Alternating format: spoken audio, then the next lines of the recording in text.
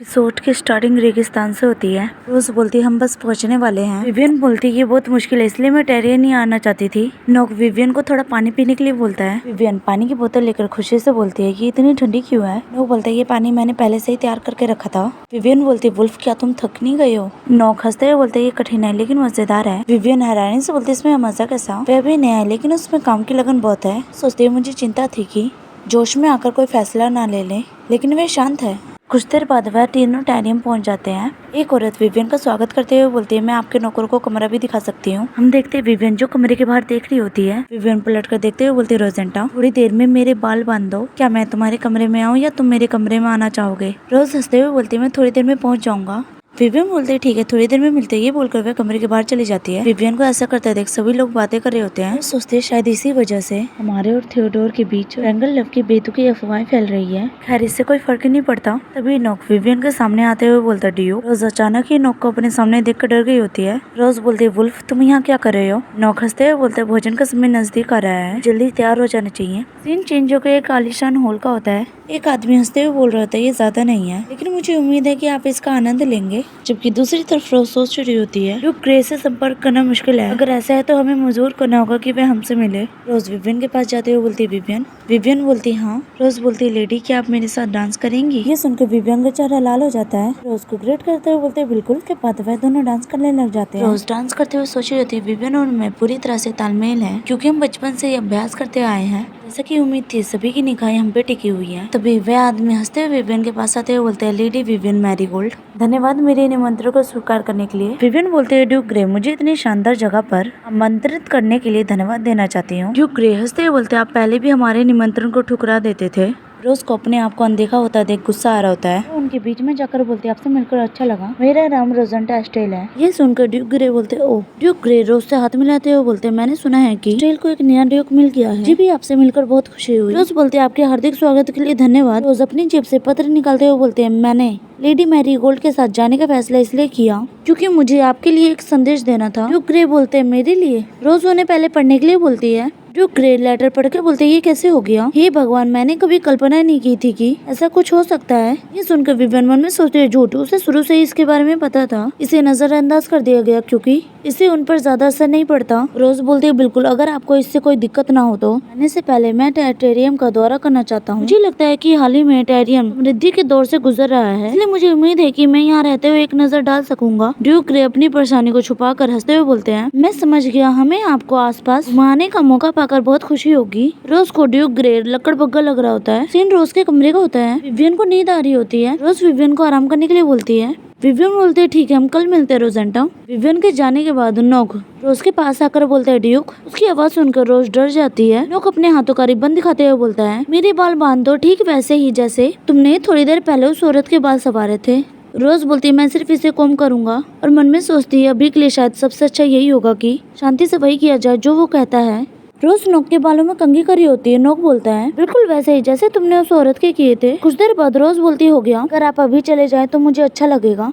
रोज की नजर नोक के बालों में बंधे हुए रिबन पे जारी होती है। वह थक कर सोफे पे बैठ कर बोलती है मेरा चेहरा धो दीजिए नहीं कम से कम मुझे बिस्तर तक तो पहुंचना ही चाहिए। यह बोलने के बाद कमरे में पूरी तरह से शांति छा जाती है। नोक हंसते हुए बोलता है ये भी वैसी है ठीक वैसे। ये बोलकर वह रोज के चेहरे को छूता है। रोज जो थकान की वजह से सो गई होती है। सीन पास्ट में जाता है। नोक हीरोन से बोलता है सब लोग उस लेडी को लॉर्ड क्यों कहते हैं। ये सुनकर हीरोन घबरा जाता है। हीरोन बोलता है मुझे खेद है लेकिन मुझे लगता है कि अब आप यहाँ नहीं रह सकते और वह नोक को दूसरे आदमी के साथ भेज देता है। नोक बोलता है मेरे जादूगर गुरु से मिलने के बाद मेरा दिमाग पूरी तरह से खराब हो गया। मुझे कुछ भी महसूस नहीं हो रहा था लेकिन अजीब बात यह थी कि जब भी मैंने कुछ खतरनाक किया मुझे उत्तेजना महसूस हुई। ऐसा लगता था जैसे मेरी नसें तेज हो गई हों। मुझे ऐसा बिल्कुल महसूस नहीं हो कि मैं एक सामान्य व्यक्ति से अलग हूँ। लेकिन ये किस प्रकार की भावना हो सकती है। ये सामान्य हृदय गति से बिल्कुल अलग है। ये अजीब है लेकिन बुरा नहीं है। मुझे भेड़िया कहलाना बिल्कुल पसंद नहीं है। हाँ वह मेरा नाम है। मुझे हैरानी होती है कि उस नाम से पुकारा जाना कैसा लगेगा। काश वह मुझे पहचान लेती। अगली सुबह रोज सोचती है मुझे रात में अच्छी नींद आई और मैंने जितना चाहा उतना खाया लेकिन मुझे ऐसा लग रहा है जैसे मैं उदास हूँ। विवियन बोलती है रोजेंटा क्या तुम ठीक हो। रोज सोचते हुए बोलती है हाँ मैं ठीक हूँ। ये बोलने के बाद रोज सोचती है कि मैं सुबह से ही ड्यूक ग्रे के साथ रेत के तूफान को लेकर बहुत ही सावधानी से बात कर रही हूँ। तभी कोई दरवाजे पे नॉक करते हुए बोलता है, सर सभी तैयारियां पूरी हो चुकी हैं। लोग सोचते हैं हम आखिरकार रेत के तूफान पर काम शुरू कर रहे हैं, अब हम समस्या के जड़ तक पहुंच सकते हैं। तभी विवियन बोलती है, रोज मैं आज सुबह से इस बारे में सोच रही हूँ, वुल्फ के बालों में क्या गड़बड़ है। विवियन अपने चेहरे पे हाथ रख के बालों की गड़बड़ के बारे में सोच रही होती है। ये सुनकर रोज बोलती है, दरअसल बात ये है कि सीन चेंज होकर बाहर का सीन होता है। उनमें से एक आदमी बोलता है, हम आपका इंतजार कर रहे थे। लोग बोलते हैं, यहाँ सिर्फ 2 ऊँट क्यों हैं? उन्होंने कहा कि वह केवल आपके और विवियन के लिए ही ऊँट उपलब्ध कर सकते हैं। रोज सोचते हैं, क्या ये तो मुमकिन ही नहीं है कि वे इतने तुच्छ हो सकते हैं, लेकिन फिर भी हमारे पास बहस करने का कोई समय नहीं है और मैं विवियन को पीछे नहीं छोड़ सकता। यह सोचकर रोज परेशान हो रही होती है। तभी नोक मुस्कुराते हुए बोलता है, सर क्योंकि मैं आपका बटलर हूँ तो क्यों ना मैं आपके साथ चलूं? और क्या लेडी विवियन अपने जानने वाले के साथ सवारी कर सकती है? जिनकी हम सेवा करते हैं उनको पीछे छोड़कर ऊँट को लेना सही नहीं लगता और पक्का पता ना होने तक समाधान की प्रतीक्षा करना उचित है। कुछ देर बाद हम देखते हुए सभी लोग टेरियम से निकल चुके होते हैं। विवियन अपनी आंख बंद किए सोचती है, मैं रेतीली हवा के कारण अपने आंख खोल नहीं पा रही हूँ। मुझे रोजेंटा की बात मानकर महल में रुक जाना चाहिए था। मुझे हैरानी है कि क्या रोजेंटा ठीक है, और उसका ध्यान रोज पे जाता है जो सो रही होती है। और जब नोक विवियन को देखता है तो वह इशारों में चुप रहने के लिए बोलता है और विवियन भी अपने होठों पे उंगली रख लेती है।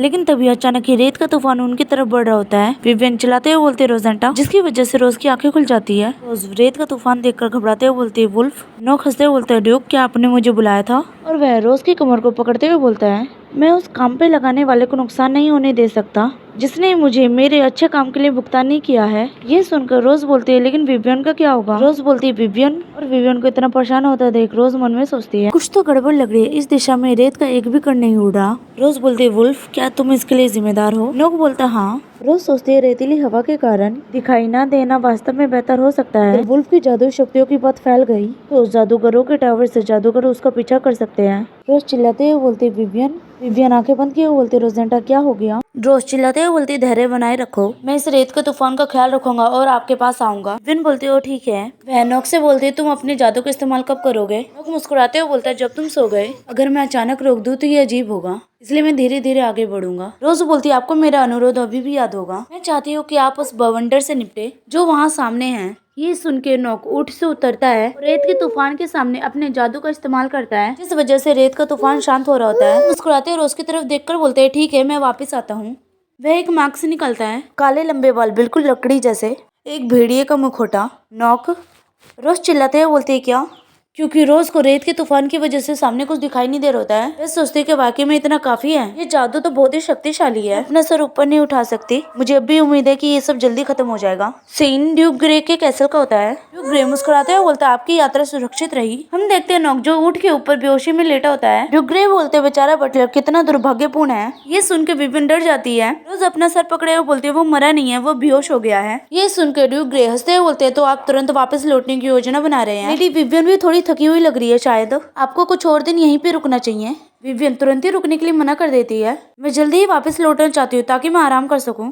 वह गुस्से से बोलते हैं, क्योंकि हमने रेत के तूफान से छुटकारा पा लिया है तो क्या आप हमारी दयालुता के बदले में हमें कम से कम एक ग्रिफिन उधार दे सकते हैं? मुझे पता है कि तुम जानवरों को वश में करने में माहिर हो ड्यूक ग्रे। ड्यूक ग्रे घबराते हुए बोलते, मैडम, ये कुछ ज्यादा ही है। रोज सोचते ग्रिफिन जैसे राक्षस उड़ सकते हैं, परिवहन के साधन के रूप में इतनी कीमती चीज की मांग कैसे कर सकती है? यही तो विवियन की खासियत है। मुझे यकीन है कि ऐसे विचार ने ही उसे उच्च समाज को घुटने टेकने पर मजबूर करने में मदद करेगी। विवियन गुस्से से बोलती है, ड्यूक ग्रे, हमारी हालत को तो देखिए, सच में मुझे हैरानी हो रही है कि मैं उस जगह से जिंदा बच निकली। आप हमें ऐसी जगह कैसे भेज सकते हैं? बिल्कुल, मुझे यकीन है कि अगर आपको इस हालत का पता होता तो आप हमें जाने नहीं देते। Duke grey. ड्यूक ग्रे बोलते, तो फिर एक ग्रिफिन के बारे में क्या ख्याल है? विवियन बोलती है, आप देख रहे हैं हम कितने लोग हैं, एक काफी नहीं होगा, आप 2 ग्रिफिन दे सकते हैं ना? ड्यूक ग्रे मान जाते हैं। हम देखते हैं एक ग्रिफिन पे विवियन बैठी होती है और दूसरे पे रोज, और बेचारा नोक उसे तो लटकाते हुए लेके जा रहे थे। सीन ड्यूक स्टेल कासल का होता है।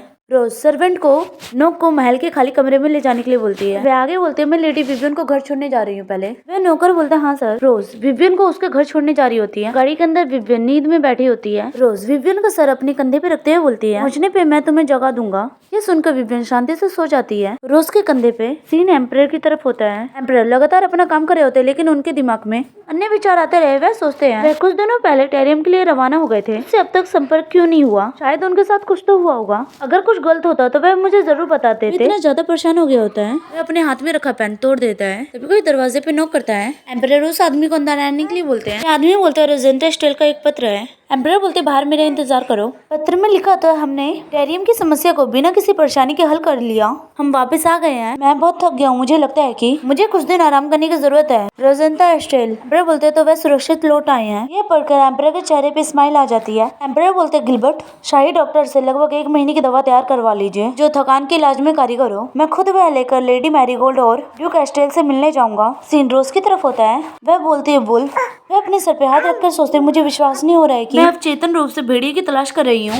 लगता है कि कुछ दिनों में मुझे उसकी आदत हो गई है। यह सोचकर वह बेल बजाती है। एना आकर बोलती है कि आपको अच्छी नींद आई सर। मैंने गर्म पानी तैयार रखा है ताकि आप मुंह हाथ धो सके। रोज बोलती है वुल्फ के बारे में क्या? एना बोलते वह अभी सो रहा है लेकिन आखिर वह कौन है? रोज अपने इयररिंग निकालते हुए बोलती है बेल। सोचते हुए वह पुराने समय का नोक हो सकता है लेकिन मुझे पूरी तरह से यकीन नहीं है। रोज बोलती है काम खत्म हो गया, मैं तुम्हें बुला लूंगी। एना बोलती है ठीक है, मैं कमरे के बाहर इंतजार करूंगी। एना के जाने के बाद रोज सोचती है क्या अब फीमेल लीड के आने का समय हो गया है। हैनियोरा कोरिया में एक हाई स्कूल छात्र जो विभिन्न परिणामों की यात्रा करके यहाँ पहुँचेगी और संत के रूप में पूजी जाएगी। मैं थियोडोर को जरा भी टूटे हुए नहीं देखना चाहती थी, इसलिए मैंने काले जादू को बुलाया ताकि वह एक बार फिर रेत के तूफान को शांत कर दे। लेकिन अगर इस मुद्दे को सुलझाने के लिए कहानी के अनुसरण चले, हैनियोरा जल्दी आकाश से नीचे गिरेगी। मुझे सबसे ज्यादा ये पसंद आई कि वह दृढ़ निश्चय थी और एक आदर्शवादी युक्ति थी जो केवल प्यार के साथ पली बढ़ी। इसे संत की एक मामूली उपाधि प्राप्त थी। हालांकि मुझे पता है कि योरा के आकाश से गिरने के बाद क्या होता है। अब थियोडोर और विवियन के बीच शायद अच्छे रिश्ते बन जाएं, लेकिन उनका रिश्ता कहानी के अनुसार आगे बढ़ा और योरा की वजह से दुश्मनी में बदल जाते हैं तो क्या होगा। विवियन बिना किसी कारण के किसी को चोट नहीं पहुंचाएगी, इसलिए मैं उसका पक्ष लूंगी। लेकिन मूल रचनाओं में तो मैं उनके रिश्तों से बिल्कुल भी नहीं जुड़ी हूँ। मैं उनके रिश्तों को बचाने के लिए कहानी को तोड़ मरोड़ नहीं सकती। योरा के आने से पहले मुझे वुल्फ को उसकी सही जगह पे पहुँचाना होगा। अगर हम इसमें वुल्फ को शामिल कर ले तो यह एक और सरदर्द बन जाएगा। लेकिन अगर वह सचमुच नोक हुआ तो मैं क्या करूँ? तो इसका मतलब ये है कि मैंने फीमेल लीड के आने से पहले उसका नाम रख दिया था। फिर भी तकनीकी रूप से देखे तो मैंने उसे एक अस्थायी नाम दिया था। नहीं, ये सही नहीं है। अगर फीमेल लीड द्वारा उसका नाम लिए जाने पर भी वह प्राणहीन महसूस करेगा तो क्या होगा? ठीक है, सबसे सही तरीका यही होगा कि सीधे जुड़े हुए रिश्ते व्यक्ति से पूछे जाएं। वह एना को बुलाती है।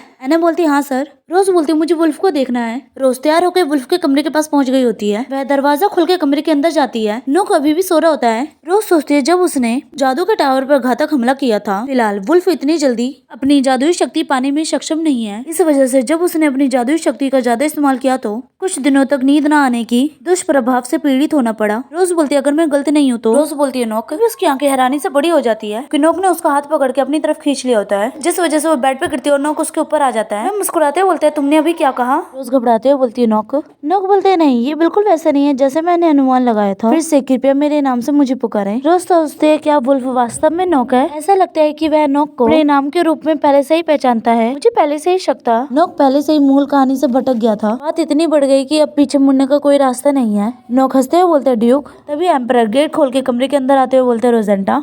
रोज उठते हुए बोलती योर मैजेस्टी। लेकिन नोक को रोज के ऊपर देखो। एम्परर अपनी तलवार निकाल के नोक के गर्दन पे रखते हुए बोलते हैं कौन हो तुम? नोक अपनी उंगली से तलवार हटाता है। वह अपनी कटी हुई उंगली को अपने होंठ के पास लाकर बोलता है और आप कौन है? एम्परर चिल्लाते हुए बोलते तुम मुझे नहीं जानते। नोक बोलता है क्या ऐसा करने का कोई विशेष कारण है? एम्परर गुस्से में बोलते तुम बदमाश। रोज बोलती महाराज अब मैं खड़ा होना चाहती हूँ, आप अपनी तलवार हटा सकते हैं सर? और नोक तुम?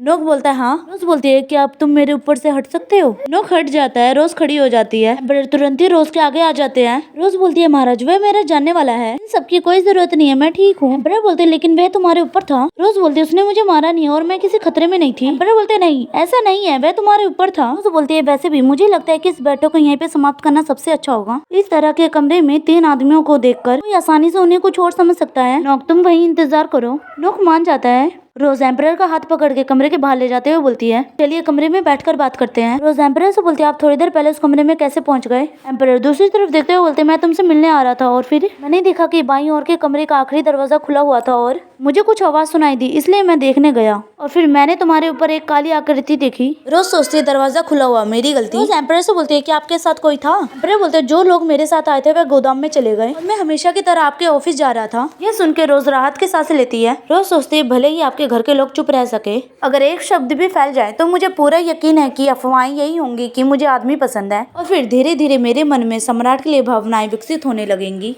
वह बोलती, भगवान का शुक्र है कि आपने ही हमें खोजा महाराज। एम्परर रोज की बातें सुनकर बोलते, शुक्र है कि मैं ही था। रोज बोलती, किसी को भी आसानी से गलतफहमी हो सकती थी और वह सोच सकते थे कि दो आदमी कुछ अजीबोगरीब काम कर रहे हैं। सुन के एम्परर घबरा जाते हैं। वह अपने सर पे हाथ रखकर बोलते, ठीक है, दो आदमी। हे भगवान, मैं आखिर क्या सोच रहा था। रोज बोलती है, सर। एम्परर का चेहरा लाल हो गया होता है। वह हंसते हुए बोलते, ये कुछ भी नहीं है। खैर, वह कौन था? मैंने उसे पहले कभी नहीं देखा। रोज बोलती है, उसका नाम नोक है। उसने हाल ही में मेरे कामों में मदद की थी। हालांकि विवियन और दूसरे लोग उसे मेरे बटलर के रूप में जानते हैं। एम्परर बोलते हैं, लेकिन रोज सोचते हैं, क्या मैं उसे बता सकती हूँ कि नोक अब एक जादूगर है। असल में इन दोनों की मुलाकात इतनी जल्दी नहीं होनी चाहिए थी, और उसके बाद पता चलेगा कि नोक एक जादूगर है, क्योंकि नोक अपनी जादूगरी का प्रदर्शन तभी करेगा जब फीमेल लीड योरा खतरे में पड़ जाएगी। अगर मैंने उसे बताया कि नोक जादूगर है तो वह जादूगर के टावर में पता लगाएगा। अगर यह पता चला कि वहाँ पे उसका रिकॉर्ड नहीं है तो ये अपने आप में एक अलग मुद्दा होगा। रोज बोलती है, मैंने उसकी कीमत चुकाई है और उसे काम पर रखा है। मुझे रेत के तूफान से निपटने के लिए किसी की मदद की जरूरत थी। एम्परर बोलते हैं, जैसा कि रोज सोचती है आमतौर पर वह आगे बढ़ चुका होता, आज वह अपने सवालों को लेकर इतना अड़ा क्यों है। वह बोलती है, मुझे उन जादुई कलाकृतियों को व्यवहार में लाने के लिए किसी की जरूरत थी जिसे मैं अपने साथ ले गया था।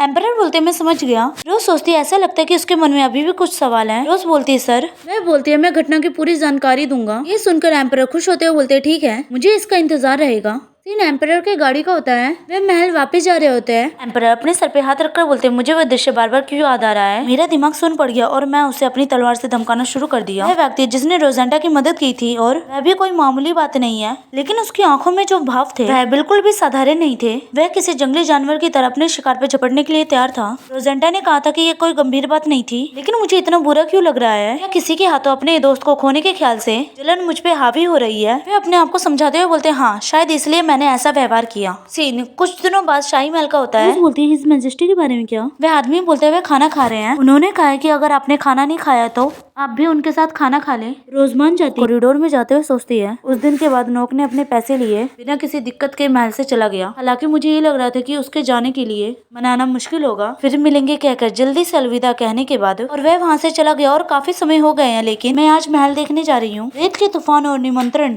से संबंधित रिपोर्ट प्रस्तुत करने के लिए। हालांकि रिपोर्ट का अधिकांश भाग झूठा है जिसे आसानी से स्वीकार किया जा सके। रोज डाइनिंग हॉल में पहुंचती है। एम्परर बोलते, स्वागत है रोजेंटा। रोज बोलती, मुझे बिना बताए आने पर और भोजन के लिए आमंत्रित करने के लिए धन्यवाद। एम्परर बोलते, आप मुझे कौन सी रिपोर्ट दिखाना चाहते हैं। रोज एम्परर को रिपोर्ट दे देती है। एम्परर रिपोर्ट देखते हुए बोलते, रोजेंटा, लेकिन उस शक्की व्यक्ति के साथ दोबारा उलझने का आपके पास कोई भी कारण नहीं होगा ना। रोज बोलती है, क्या आप नोक के बारे में बात कर रहे हैं? जिस प्रोजेक्ट के लिए मैंने उसे काम पर रखा था वह पूरा हो चुका है, इसलिए मुझे उससे दोबारा मिलने की कोई जरूरत नहीं है। एम्परर हंसते बोलते, राहत मिली। उसका व्यवहार, उसकी आंखों की चमक, उसका व्यवहार और उसके बारे में सब कुछ भरोसा न करने वाला घमंड था। रोज हंसते सोचते उसे नोक से सचमुच बहुत ही नफरत होगी। रोज बोलती है, एम्परर, इस बात को छोड़िए, हम स्टेल कैसल में एक बैंक्वेट करने की योजना बना रहे हैं। एम्परर बोलती है, एक बैंक्वेट? रोज बोलती है, जी महाराज, क्योंकि मैंने स्टेल के ड्यूक के रूप में सिंहासन ग्रहण किया है, इसलिए सिंहासन को संभाले रखना मेरा कर्तव्य है। सच कहूँ तो मुझे इन रीति रिवाजों से कुछ लेना देना नहीं था और मैं इन्हें उखाड़ फेंकना चाहता था। एम्परर बोलते, फिर भी मुझे लगता है कि आप अपने साथियों की तुलना में काफी देर से कर रहे हैं। रोज बोलते, ये आपका निमंत्रण है महाराज। भोज की तैयारी चल रही थी। परिवार में घर का मुखिया न होने के कारण मुझे हर छोटी छोटी चीजों पर खुद ही जांच करनी पड़ती थी। कहने की जरूरत नहीं, मेरी छवि दांव पे लगी थी,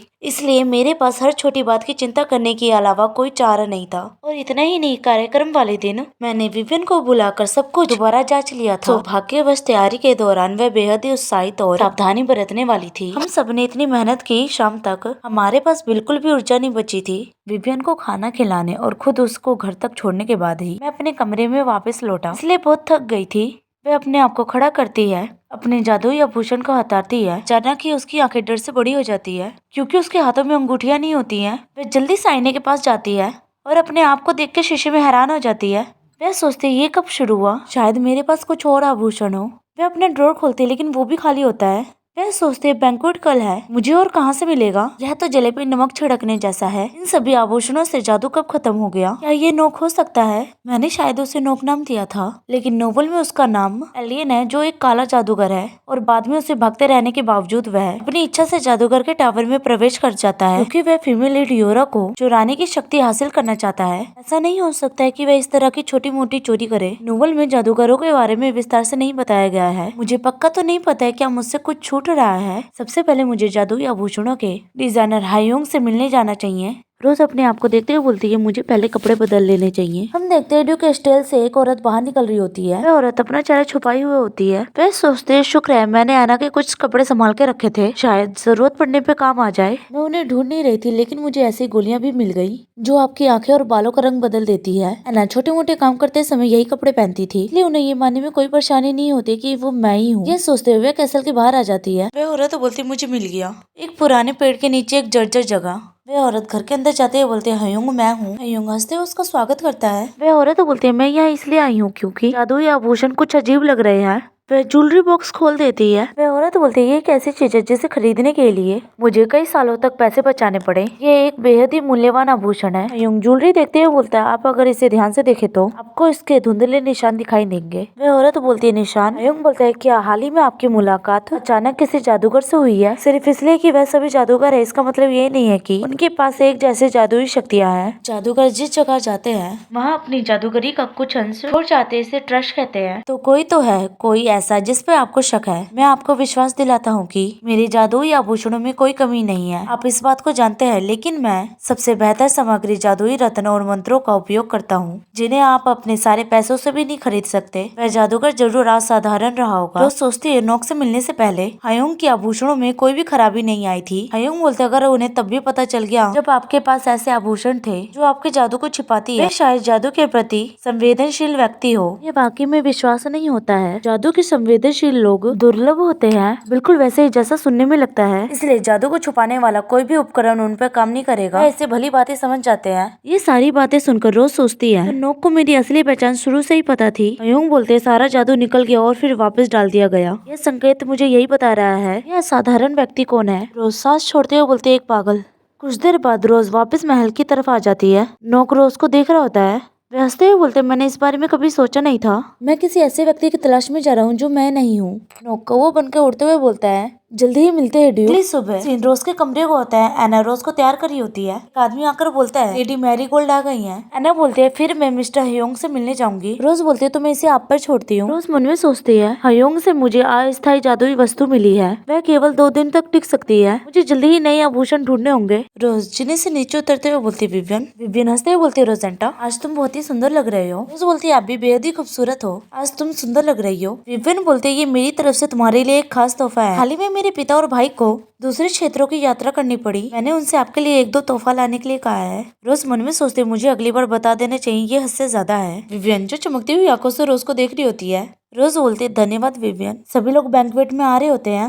रोज एक आदमी से बोलती है मुझे उम्मीद है कि आप बैंक्वेट का आनंद लेंगे। वे आदमी बोलते हैं जी हाँ सर, मुझे आशा है कि हम जल्दी दोबारा मिलेंगे अक्सर। विवियन जो रोज को देख रही होती है वह बोलती है सर रोजेंटा। रोज बोलती है लेडी विवियन। विवियन जो बेहद ही खुश दिख रही होती है। विवियन बोलती है कि आप बोर नहीं हो रहे? ये सुनकर रोज हंस रही होती है। रोज की नजर बैंक्वेट के हलचल पर जाती है। घोषणा की जाती है हेलियोस साम्राज्य का सूर्य महामहिम सम्राट थियोडोर रॉयल हेलियोस की घोषणा। एम्परर को नीचे उतरते देख सभी लोग सर झुका लेते हैं।